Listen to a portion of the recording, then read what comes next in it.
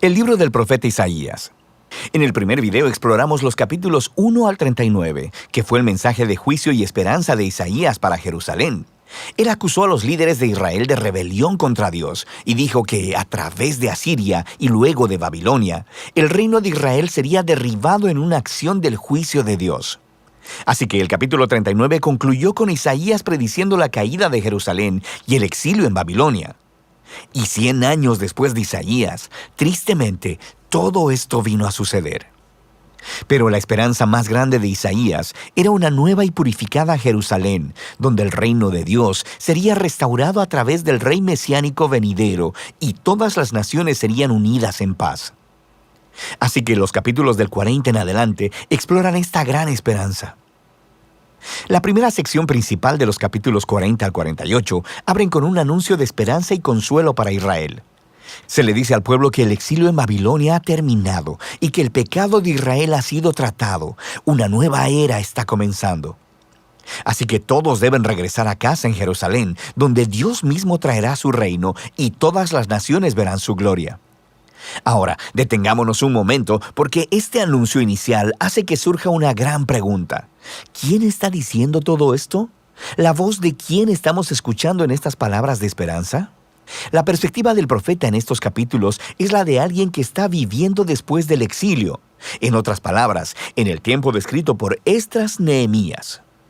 Pero Isaías murió 150 años antes que todo eso. Así que, ¿qué se supone que entendamos con todo esto? Bueno, hay muchos que piensan que todavía es Isaías hablando en su propia época, pero que ha sido transportado proféticamente, por así decirlo, 200 años hacia el futuro y que le está hablando a las generaciones futuras como si el exilio hubiera pasado. Sin embargo, el mismo libro de Isaías nos da algunas pistas de que probablemente algo más está sucediendo. En los capítulos 8, 29 y 30, se nos dice que después de que Isaías fue rechazado por los líderes de Israel, él escribió y selló en un rollo todos sus mensajes de juicio y esperanza, y que se los pasó a sus discípulos como testigos de los días que vendrían. Eventualmente, Isaías murió esperando que Dios vindicara sus palabras. Ahora, recuerda, los capítulos del 1 al 39 fueron diseñados para mostrarnos que las predicciones de juicio de Isaías fueron cumplidas en el exilio. Él es un verdadero profeta.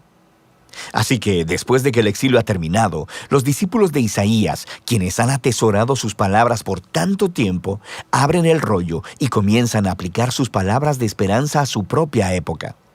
Así que, desde esta perspectiva, el libro de Isaías consiste en esa primera colección de las palabras de Isaías, como también de las escrituras de sus discípulos proféticos, que Dios usa para extender el mensaje de esperanza de Isaías a las generaciones futuras.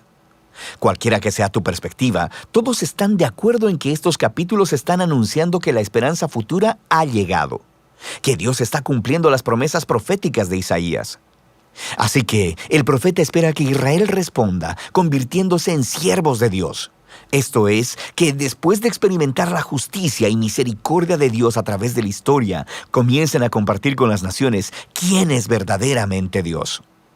Pero eso no es lo que está sucediendo. En lugar de dar testimonio a las naciones, Israel se está quejando y aún acusando a Dios. Ellos dicen, el Señor no pone atención a nuestros problemas. De hecho, está ignorando nuestra causa.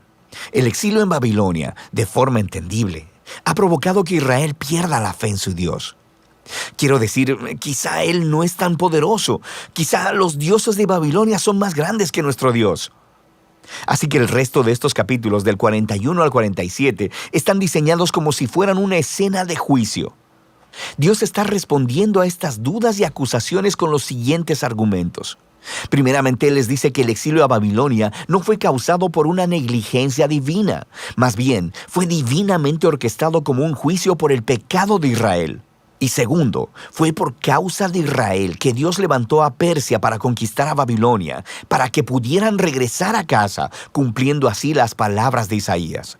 Así que la conclusión correcta a la que Israel debería llegar es que su Dios es el rey de la historia, no los ídolos de las naciones.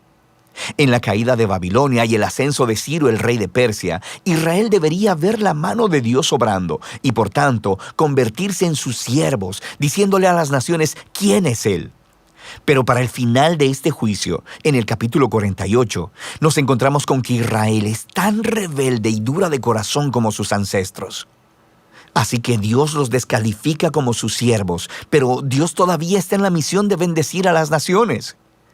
De manera que el profeta dice que Dios hará algo nuevo para resolver este problema, lo que nos lleva a la siguiente sección, del 49 al 55. Se nos presenta una figura llamada el siervo de Dios, quien cumplirá la misión de Dios y hará lo que Israel no ha podido hacer. Dios le da a su siervo el título Israel y lo envía a una misión para, primero que nada, restaurar al pueblo de Israel de vuelta a su Dios, pero, en segundo lugar, convertirse en la luz de Dios a las naciones. Y se nos dice que este siervo es empoderado por el Espíritu de Dios para anunciar las buenas nuevas y llevar el reino de Dios a todas las naciones. Suena justo como el rey mesiánico de los capítulos 9 y 11, pero luego se nos dice la forma sorprendente en que el siervo traerá el reino de Dios. Él será rechazado, golpeado y al final asesinado por su propio pueblo. En realidad, mientras está siendo acusado y sentenciado a muerte, está muriendo por el pecado de su propio pueblo. El profeta dice que la muerte del siervo es un sacrificio de expiación por la maldad y rebelión del pueblo. Y luego, después de su muerte, de repente, el siervo está vivo otra vez. Y escuchamos que, por su muerte, Él proveyó un camino para hacer justas a las personas. Esto es, para ponerlos en una relación correcta con Dios. Así que esta sección concluye describiendo dos maneras en que las personas pueden responder al siervo. Algunos responderán con humildad y se volverán de sus pecados y aceptarán lo que el siervo de Dios hizo a su favor. Estas personas son llamados los siervos y también la semilla. Recuerda la semilla santa del capítulo 6. Estos son los que experimentarán la bendición del reino mesiánico, pero hay otros a los que simplemente se les llama los impíos.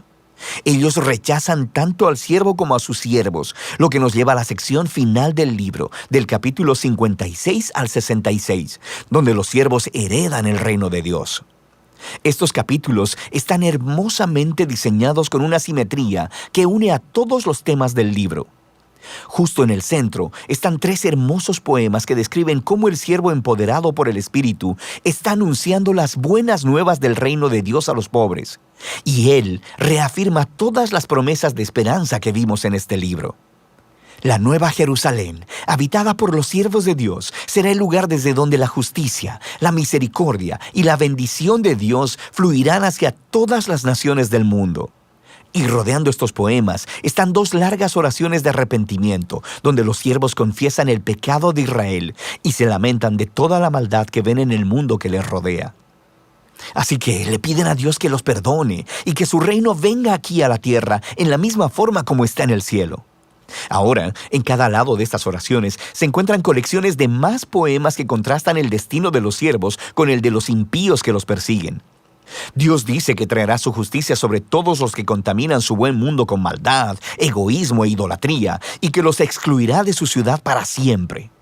Pero los siervos, aquellos que son humildes delante de Dios y quienes se arrepienten y reconocen su propia maldad, estos son perdonados. Y ellos heredarán la nueva Jerusalén, la cual descubrimos que es una imagen de esta creación completamente renovada, donde la muerte y el sufrimiento se han ido para siempre. Y esto nos lleva al marco externo de esta parte del libro. En este mundo renovado por el reino de Dios, personas de todas las naciones son invitadas a venir y a unirse a los siervos de la familia del pacto de Dios, de modo que todos puedan conocer a su Creador y Redentor. Y así, el libro de Isaías termina con una visión muy grande del cumplimiento de todas las promesas del pacto de Dios.